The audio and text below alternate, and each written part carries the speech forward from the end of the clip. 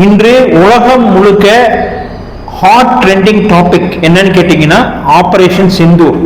இந்த ஆபரேஷன் சிந்தூர் என்னன்னு கேட்டீங்கன்னா, நேற்று இரவு அதிகாலையில் 1 மணியிலிருந்து 1:28 சரியாக 28 நிமிடங்களில் கிட்டத்தட்ட 9 தீவிரவாத முகாம்களை இந்திய ராணுவம் 2 பெண் அதிகாரிகளை 2 பெண் உயர் அதிகாரிகளை நியமித்து அழித்து ஒழித்ததுதான் இந்த ஆபரேஷன் சிந்தூர். இந்த 2 பெண் உயர் அதிகாரிகள் யாருன்னு கேட்டீங்கன்னா, ஒன்னு கலோனல் சோஃபியா, 2 விங் கமாண்டர் வியாமிகா. இந்த இருவரும் பெண் உயர் அதிகாரிகள் என்பதுதான் மிகவும் முக்கியமான விஷயம். இந்த தீவிரவாத தாக்குதல் கிட்டத்தட்ட 9 இடங்கள் தீவிரவாத முகாம்கள் மீது நடைபெற்றது. 21 முறை தொடர் ஏவுகணை தாக்குதல் நடத்தப்பட்டது.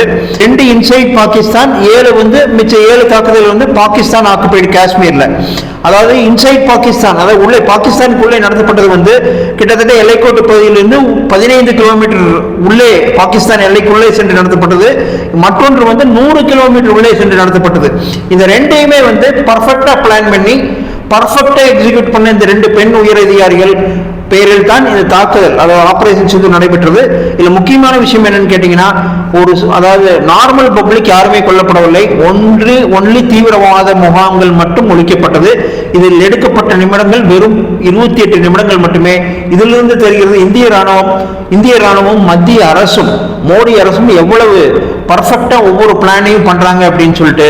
ஸோ இதுல பாகிஸ்தான் பொறுத்த வரைக்கும் இன்னைக்கு வெள்ளைக்கொடி தூக்கியிருக்காங்க. அவங்க வெள்ளைக்கொடி தூக்குறத வேற வழியே கிடையாது.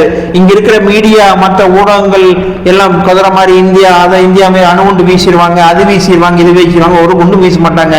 வெள்ளைக்கொடி தூக்கி சரணடைகிறதா பாகிஸ்தானுக்கு இருக்க ஒரே வாய்ப்பு. அதை கூடிய விரைவில் செய்வார்கள் என்று நம்புவோம்.